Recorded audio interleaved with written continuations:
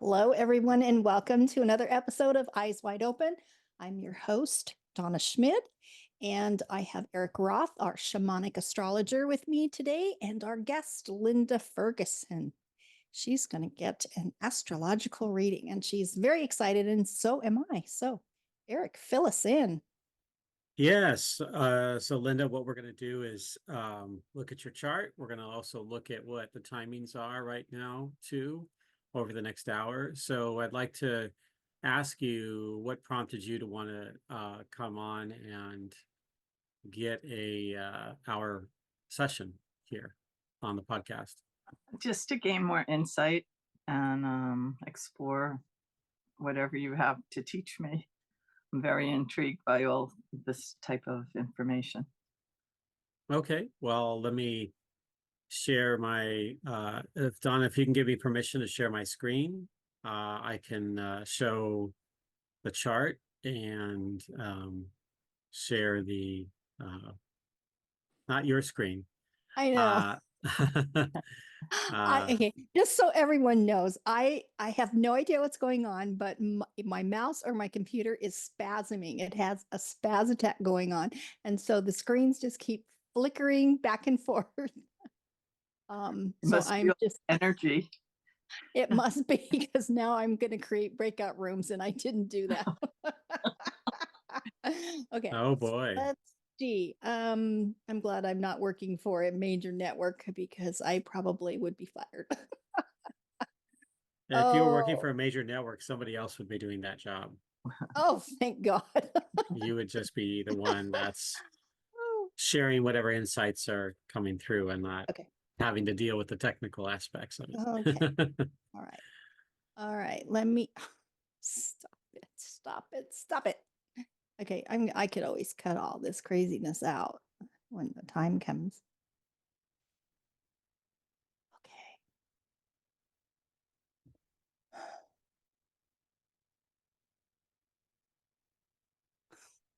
Okay. It won't stay, screen won't stay on long enough for me to click anything. Stop it. Let me. You know how to give me permissions, right? Yeah, but when I'm clicking on the screen, it won't stay long enough for me to click on that I want to share the screen. So I turned it off and pulled the battery. Hopefully that will help. Okay. Patience. We can do this. There we go. Okay, now I can share. Okay. So there's your chart, Linda. So you were born with a Pisces sun, of course. Have you ever had your chart read before? No, my friend was going to have my chart done, but we never got around to it. Okay. You have more than one thing in Pisces. You've got also the planet Mercury with the sun in Pisces. You have you're born with a looks like a just past first quarter moon. It was like a waxing gibbous moon in the sign of Cancer. And then you were born with Mars and Venus in Aquarius, in the sign of Aquarius, and then you have a Sagittarius rising. So with the exception of the moon, there is a lot here on your chart that really is all about sort of the free-spirited energy that wants to come through and exists on a very different, radically different wavelength than what you would normally have mastered coming into this lifetime. So in shamanic astrology, we would look at the south node here, which is in Pisces in the fourth house, combined with your Cancer moon, and we would say, oh yeah, you were the one that came into this life as knew what it meant to be a responsible parent and kind of mastering what it meant to be, how to raise family, how to build family, how to protect family, how to provide for them, to really be in that middle world of responsibilities and to care for all of that, to have your heart as sort of the lead in your life. And that's still strongly present today. It's still strongly present in this lifetime. But in this lifetime, it's much more about you really moving beyond this middle world type of responsible existence. It's much more about claiming your sovereignty and your freedom in this life, really leading into a whole different type of life than you would otherwise have. And so, you might have been a kid that your parents gave you like a lot to do. You're responsible. You may have had to take care of a sibling or a parent or somebody else. You stepped in and. Oops, you're muted. Somehow you got muted, Erik. Okay.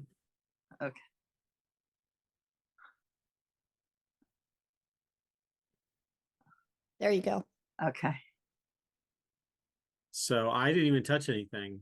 That's so crazy. It said the host was muting me, and then it unmuted me, and then it muted me again.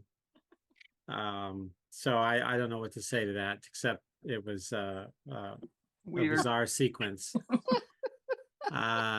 So what I'm saying here is around your Cancer moon, you're somebody that people would trust, and you would take on responsibilities and take care of things and perhaps show up for friends and family members and co-workers, because you have that heart, you have that giving spirit, and particularly enforced to some degree by the Pisces Sun and Mercury. But at the same time, the difference between Pisces and Cancer is that Pisces is much more about transcending this middle world existence, at least in the priorities. It's much more devoted in connection to the oneness and the spiritual path than would be to just simply be a provider, kind of co-opted to be a provider. And so it's dedicated more toward being of service to the oneness, being of service to humanity, being of service to, beyond itself, where ego really doesn't matter that much in this world. And so Pisces that's its strong suits, but it can also be strongly vulnerable to those that can take advantage of it and can ultimately, sometimes run roughshod over your desires and your wants, because they might use manipulative tactics to get you to do things, because you have that innate ability to desire to fit the needs of others in that way, particularly with that Cancer moon. So but later in life you begin to discover and understand where you need to put your boundaries up, where you need to kind of block off the those that are taking advantage of you for their own personal reasons, rather than working in cooperation with what you want as well.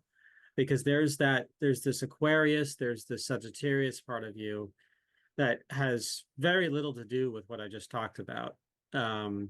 It's all about exploring, experimenting, innovating, expanding consciousness, impart the spiritual path.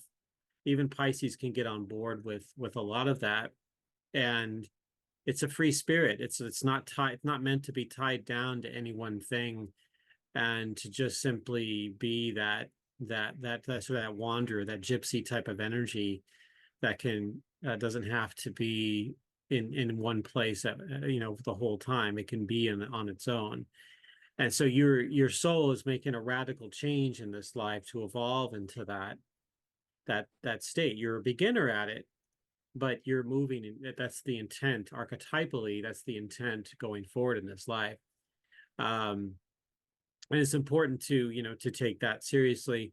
Certainly with the chart that you have, looking at the planetary aspects, you are someone that is meant to be a healer in this world. You probably have some psychic gifts in here, some empathic gifts.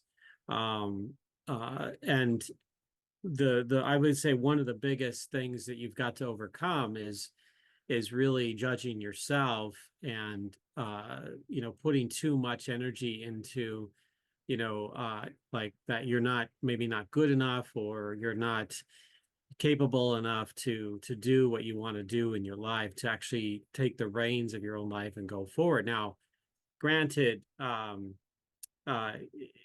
as we get older, as the decades roll on, we get more familiar with our pathway. Like, if this is certainly would show up differently um, if you were in your 20s as opposed to being in your 50s or 60s.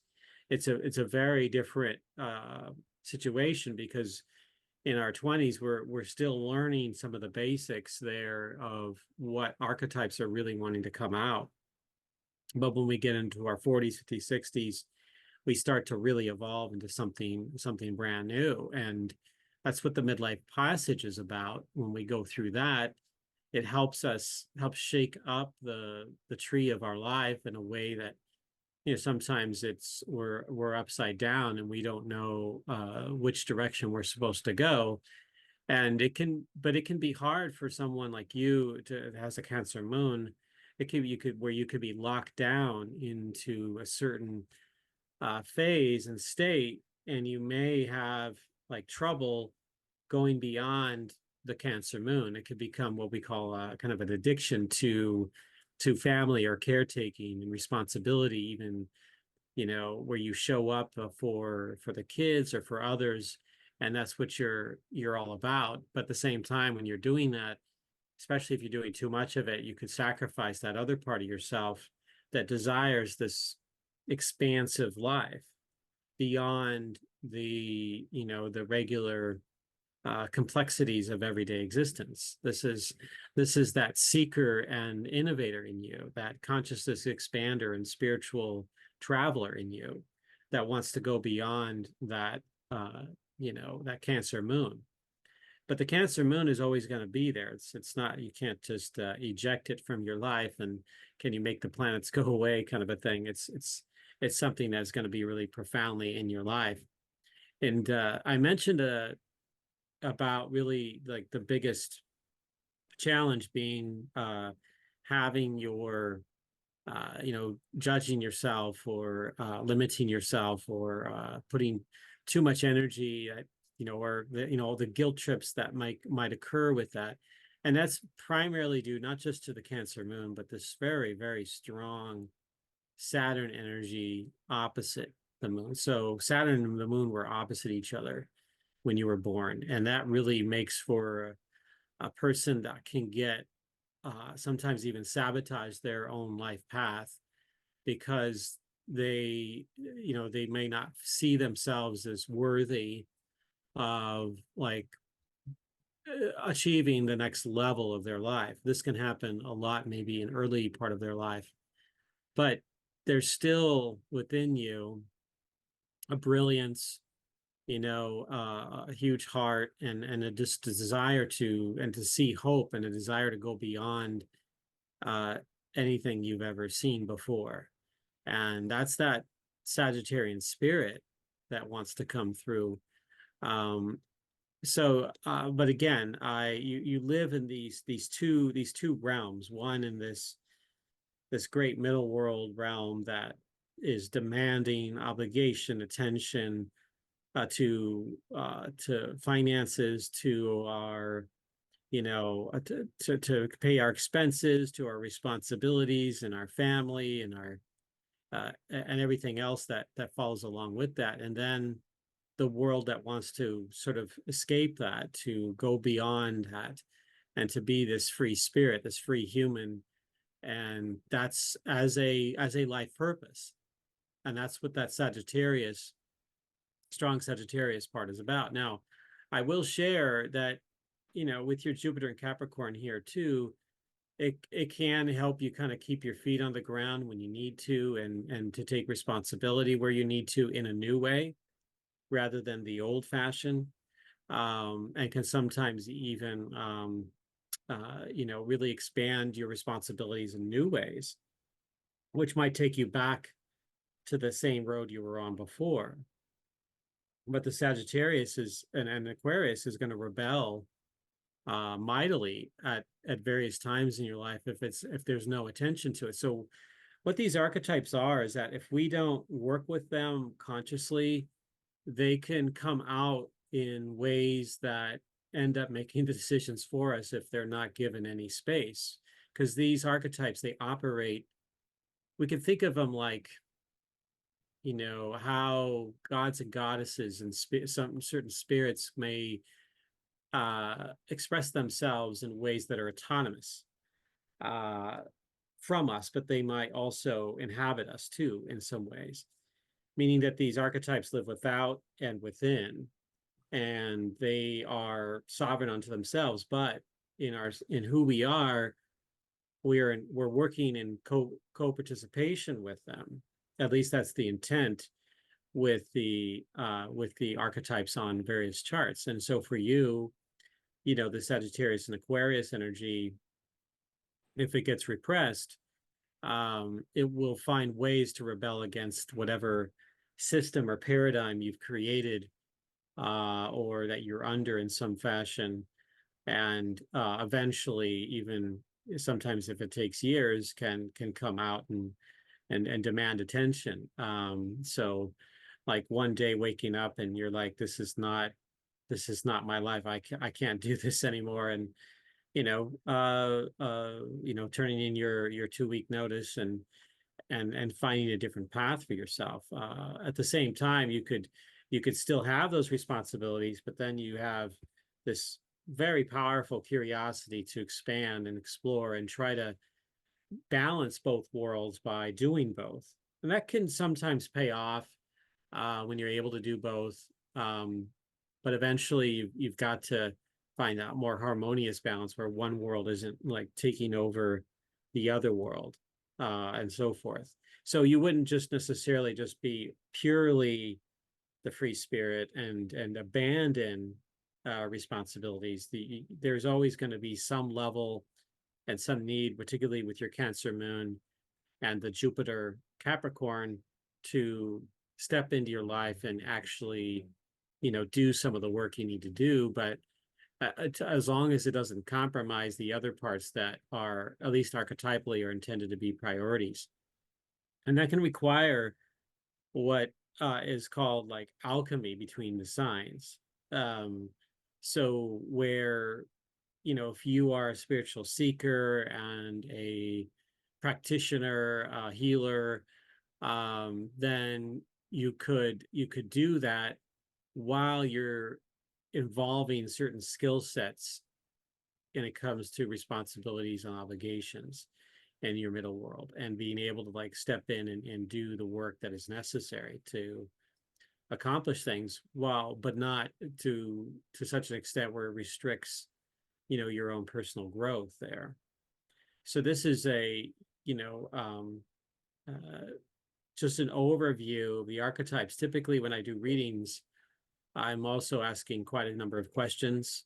So I'm going to ask you how, number one, do you resonate with any of this? I definitely do. Yeah. I Okay. consider myself a free spirit. All right. That's really good to hear. Encouraging to hear. And so, and do you, Linda, do you have kids? No. Interesting. There's been many times, and this is where it's fascinating to me as an astrologer, encountering people with Cancer moons, that there's this I don't want to call it an urban myth, but astrology would look at that as going, oh, this is a person that is going to have a lot of kids in their life or several kids in their life. Well, I do and have kids in my life, but they're not my own. Right.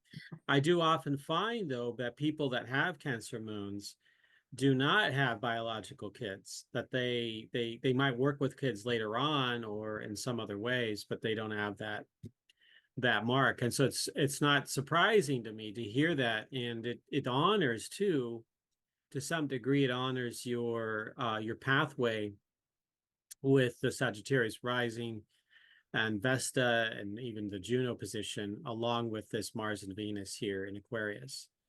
So, but at the same time, you're, you know, you have these, anytime I see Chiron and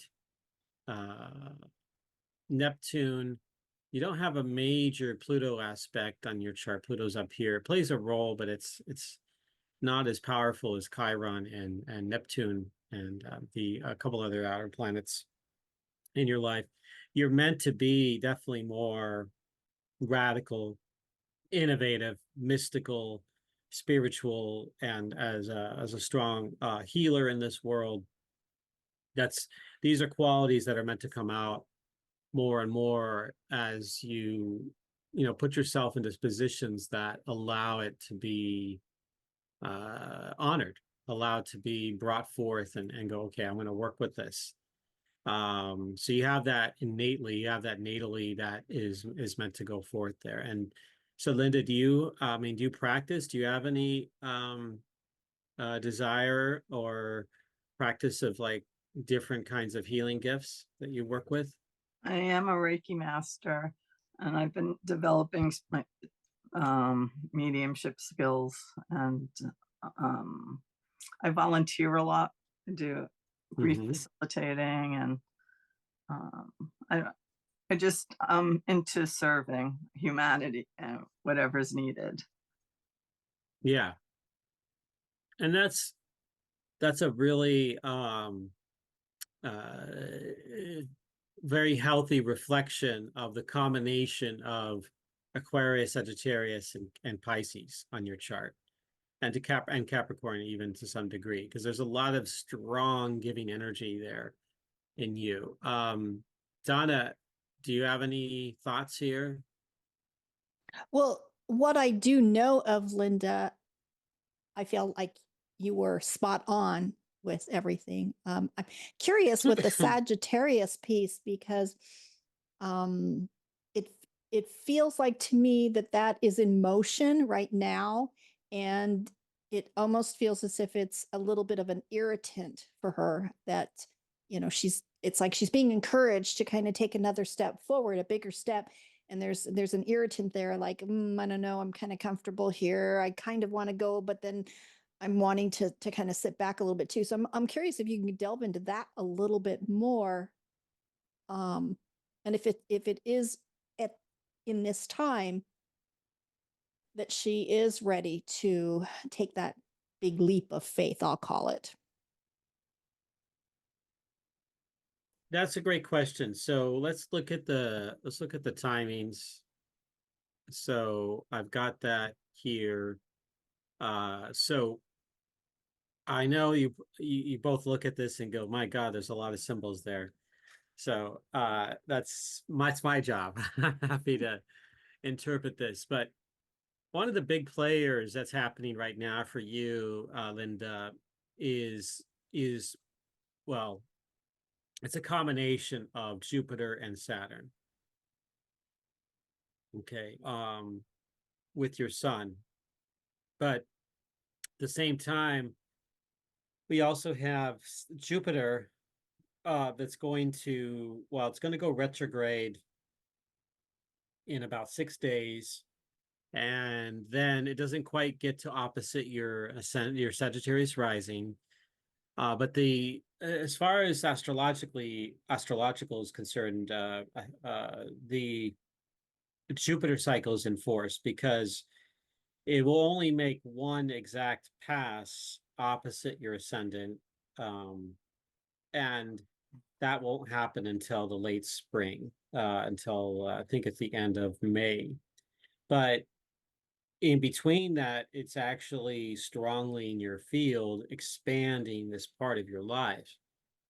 But you've got this expansive energy taking place that really is intended to kind of allow you to move forward with your life purpose, allow you to have synchronicities and allies come into your life with new wisdom and knowledge, really sparking more enthusiasm and curiosity in your life. But at the same time that's happening, we have Saturn helping to, at times, constricting what's really going on here. And it's not that Saturn's there to just do a constriction, but it's there to help a person focus in their life, to put attention where it's needed.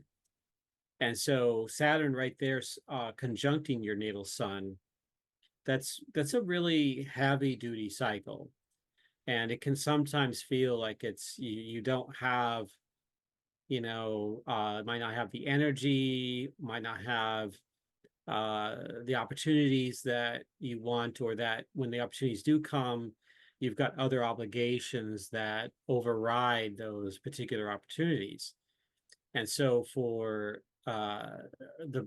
you, it's to balance this expansion and this limitation, growth through limitation and boundaries. So it's trying to alchemize and work with both the best worlds, or best of both worlds. So what you're doing here is expanding in a way that's responsible, that is honoring you, but also honoring your own responsibilities, the obligations that you have. Number two, it's also looking at where you really need to focus in on. What would you need to invest on in your life? And what boundaries do you need to put in place that others may be taking advantage of in you? This is the time to really look at that. That cycle will go on for, let me see if I've got the, but that, I think Saturn, so I think it's through about March. I believe it's March into, let me think of if you just hold on a moment, I can actually get that ephemeris.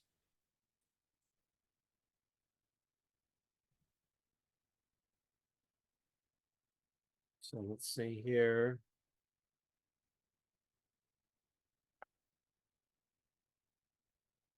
Yeah, so after February, it'll be done. That cycle that I just talked about with Saturn, but then you'll get another one beginning in April of 2025. That's when it squares your ascendant, descendant, and Vesta, and your natal Jupiter. So you'll have another round of Saturn after that. And that just is that would be a part two that just creates greater emphasis on what you need to focus and get together for yourself. Saturn will also kind of connect into your natal Mercury too. So that part is really going to get going in April, end of March, and into April. And so you're applying yes, it can feel like you're not growing very much, but the intent is for you to really point out where you want to put attention and growth into. And it can require sometimes sacrifices, and you're shedding your skin. You're trying to reach a higher level of yourself. And so it requires work on your part to step into that role. And so things like, I'm trying to build a business. So you're having to get a line of credit, or you're, if it's a physical business, you're trying to invest in a piece of property or release a structure, marketing. And yeah, you may not necessarily have a lot of dough to go around, but this is where you have to do what you can. And Saturn is like, this is the time for investment. And then you will get the real feedback as to whether it's meant to really work. This isn't so, looking at this, you do have some Neptune energy happening right now in your life. So there can be some doubts, and you may feel like you're not entirely clear right now, and that's okay. That's part of the passage right now for you in this particular initiation.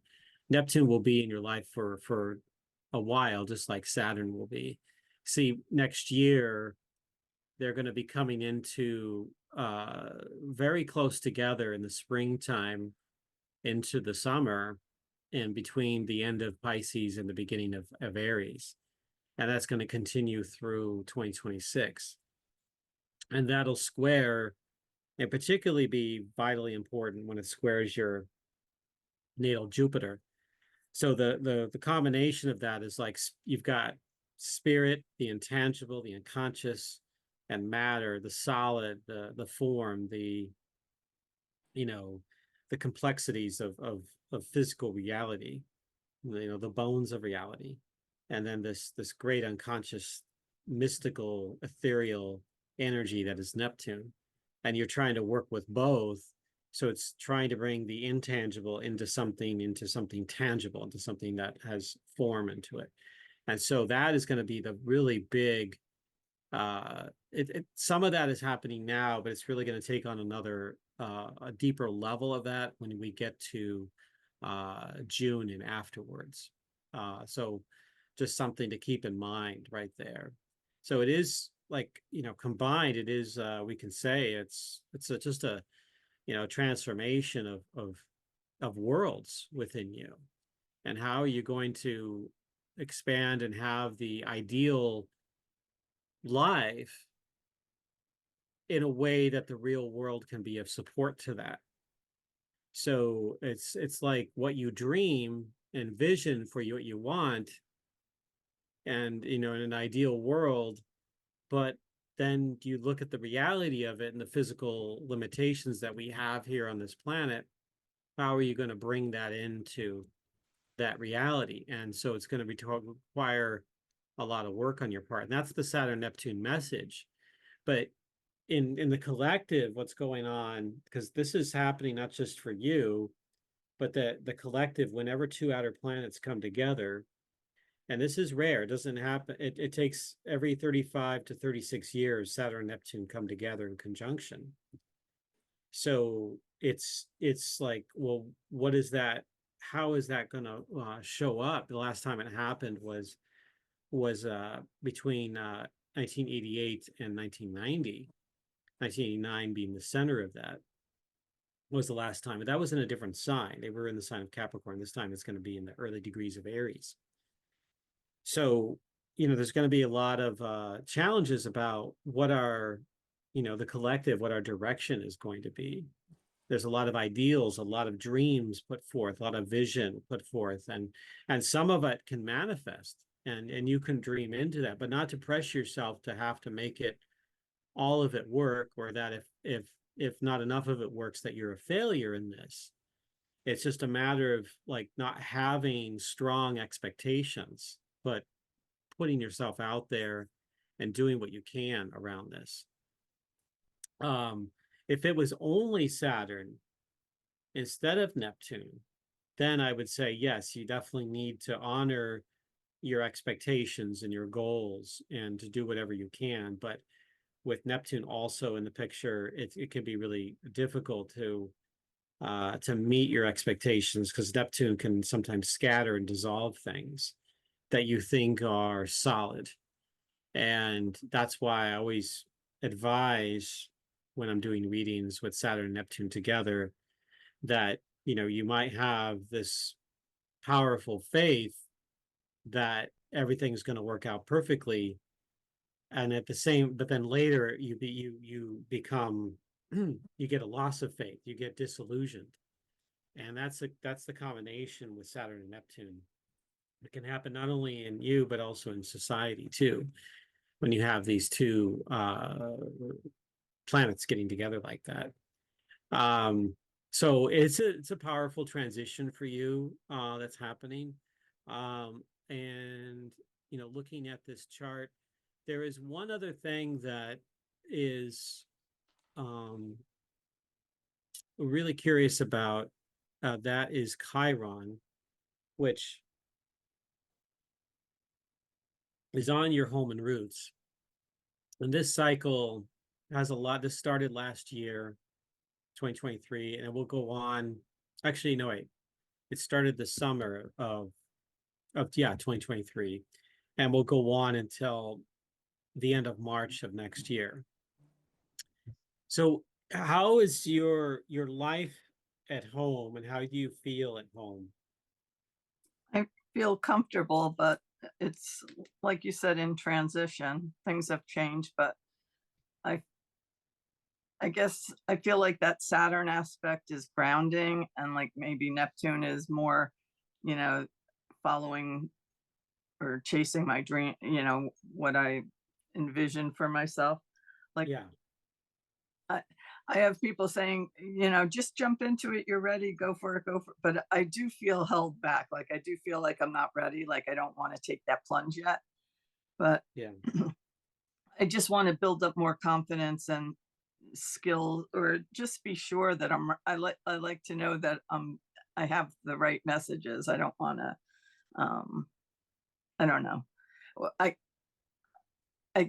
think what I want to do is be like a soul companion and maybe communicate between people that are having difficulty, like Alzheimer's, or people in their transition, communicate with their loved ones or feel more comfortable about the dying process. You know, do some work with hospice, or end of life things.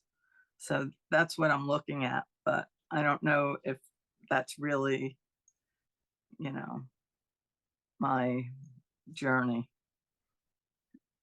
Have you done I, any of that yet? Not for someone, but like I feel like I've been getting messages, but I haven't delivered them. Mm. Well, it I always, if I was talking to a young person, let's just say, and they were talking about what they wanted to do in their career, um, and they weren't quite sure, and I can understand getting into something and then realizing, oh, this is not what I expected or anticipated.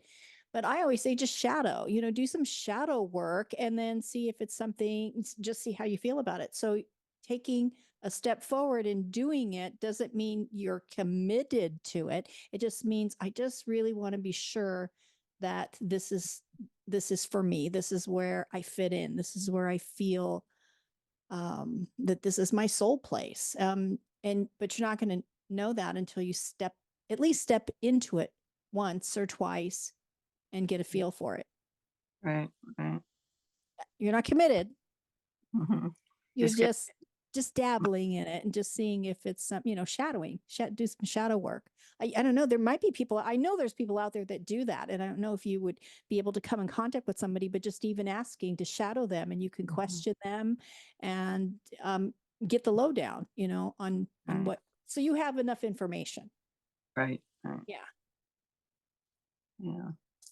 And that's, I, as a go ahead. volunteer, not even a career, Yeah. You don't, yeah, so, make it what you want it to be, yeah. but yet you just want to be sure that there's a place for you there.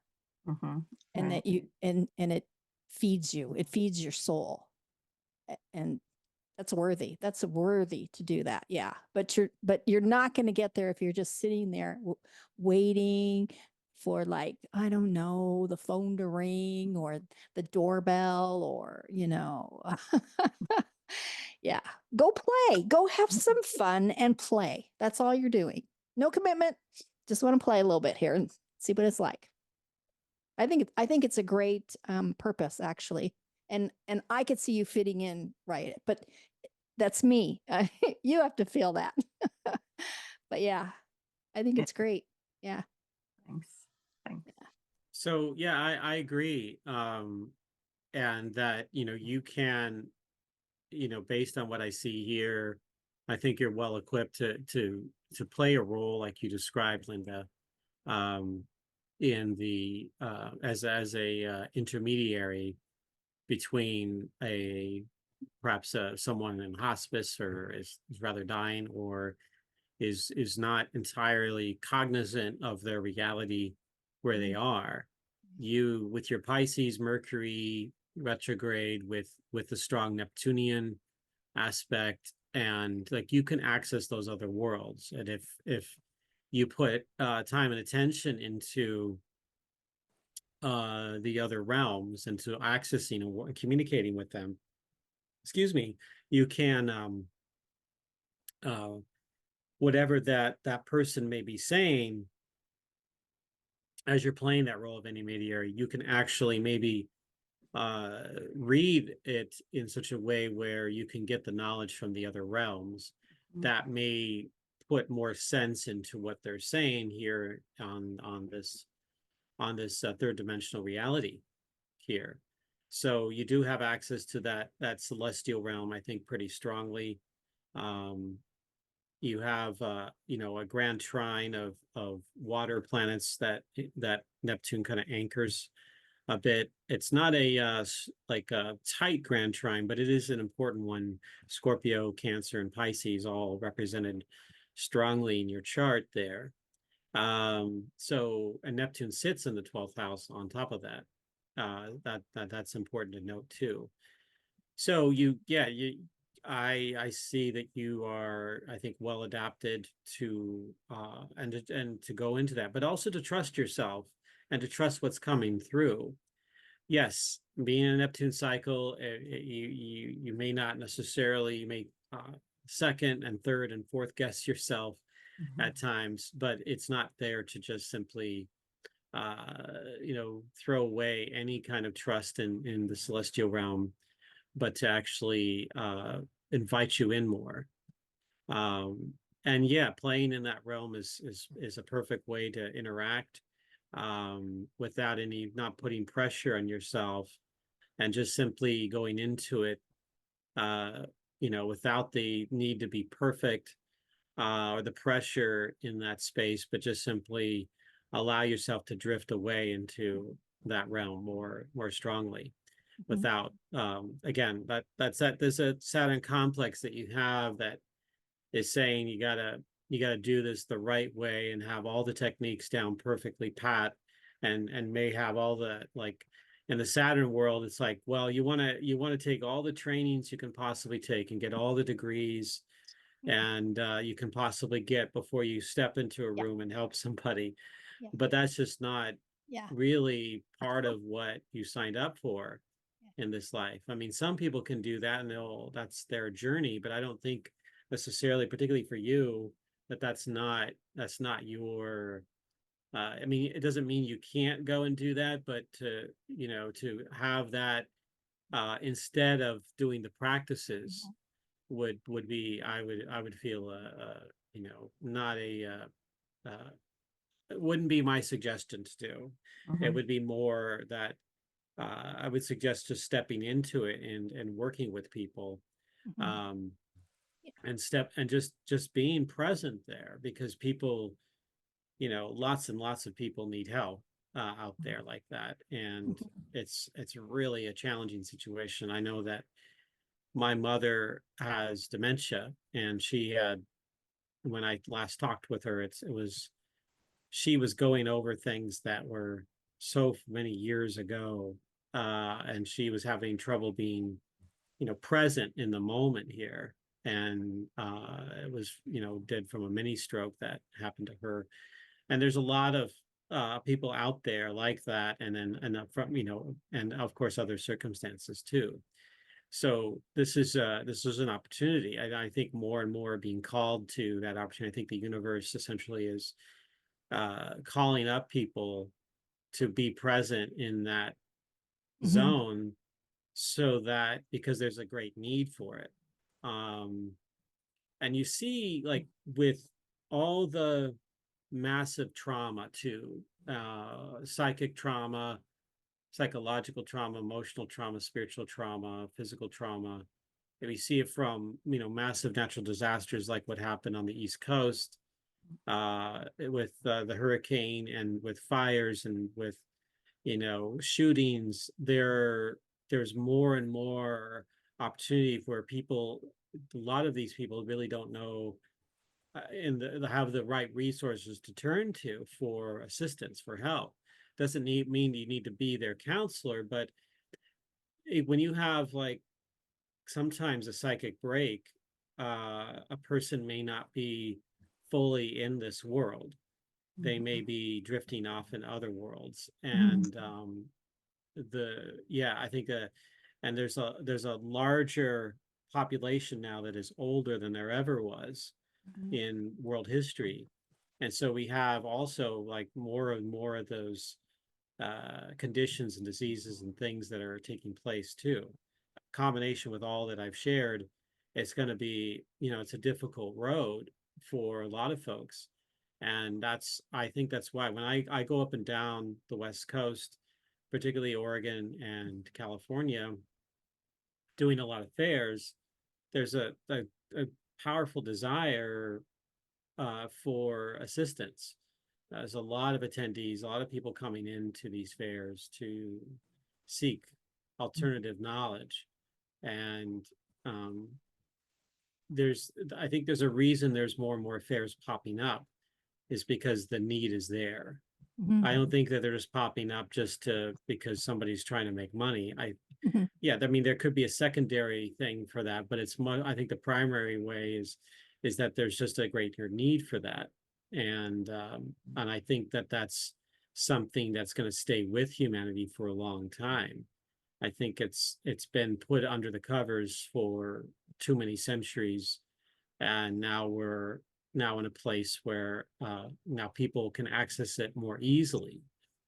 And you see a lot of mediums and psychics and astrologers and energy workers, among many other modalities out there, that are there for people. So I believe that we all, on some basic level, we all have some basic psychic gift, but then there are those that have more of like an alignment, like astrologically speaking, that they're tuned into certain planetary and archetypal energies that are there to help them choose a path that nurtures their psychic gifts, nurtures their healing abilities, and their desire for different kinds of knowledge and tools and resources to help others, beyond just the conventional wisdom, which is, an offshoot of primarily the intellect.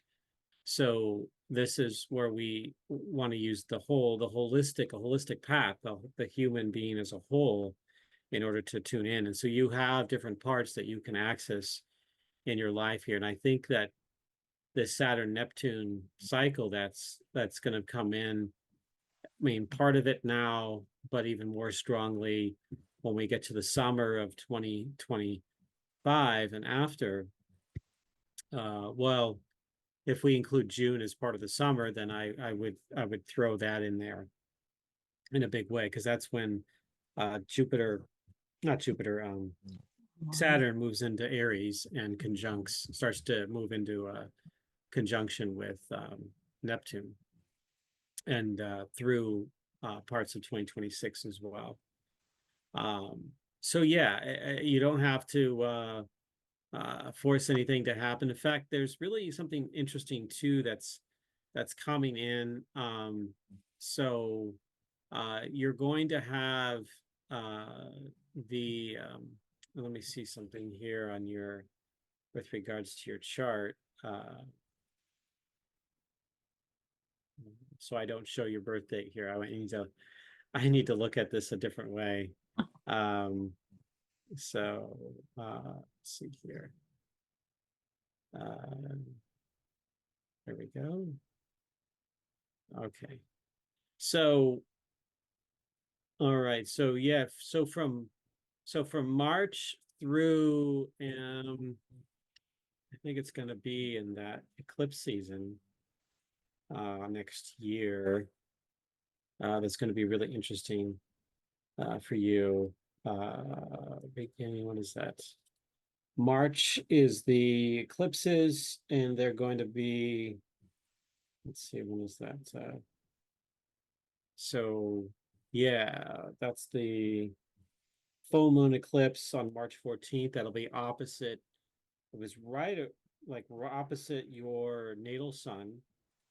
And then the new moon eclipse, that will be in Aries, and that's not really. So it's the eclipse season. So the eclipse on March 13th/14th, depending on where you live, and then the nodes end up coming back to their original degree and beyond in early June. So mid-June. So you'll be done in mid-June. So from March to June is when you have this node of reversal. So the nodes are going to come back to their opposite member. And that, I think, during that time period, so this is before the Saturn-Neptune conjunction period really happens.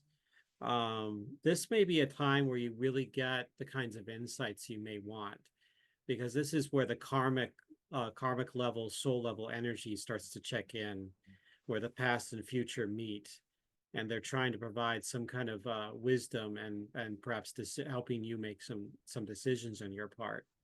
So as we get to that point, and that March to June period, as preparation for the Saturn Neptune thing, I think that that's going to be a powerful stage for you to help really decide how that's really going to go for you. But again, when you're making these decisions, astrologically speaking, to not necessarily have to do it in a way where you're not building like this really massive fixed goalpost or expectation that you may not achieve, but instead something loose, something flexible that you put out there as like a wide horizon, and go, okay, well, that's the area I want to go into, but I don't know exactly at what point along the horizon I need to reach. So having that wider, more flexible horizon line, gives you the space, gives you the the time with which to like go for it. I think it feeds her that aspect of her that's the free spirit as well too. Because if it was too constrictive and too refining, that free spirit, it will just go, nah. Yeah, exactly. Yeah. But this way, she's like, oh yeah, yeah, let's play. Yeah, exactly. I definitely resonated with all of that, Erik. Thank you. You're welcome. You're welcome. Yeah, It's that's awesome. Reassuring too. It's comforting. Yeah. So, any last questions here? If there's any guidance of what I need to know, if I need to know anything else. Well, it definitely shows that, working with people is going to be important for you.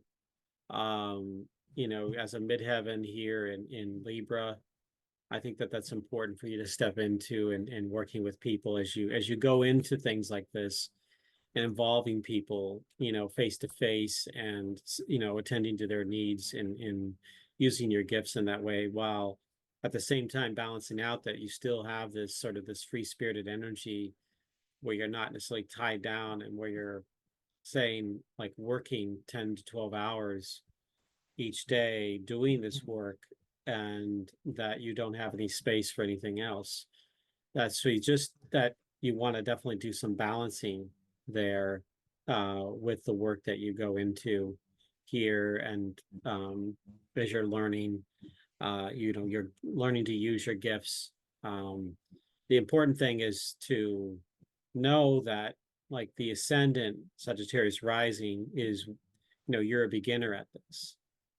Pisces is relatively new to you too. But and so is Aquarius. So there's these new vibrations, these new archetypes that are meant to kind of come forth.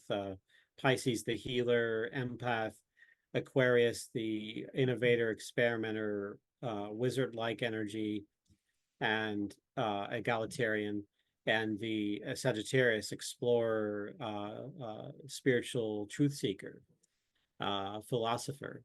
So all of those need to be honored, and particularly our emerging identity as the ascendant is going to be of critical importance, because that's between that and other parts of your chart, can give you what we call soul rewards in your life.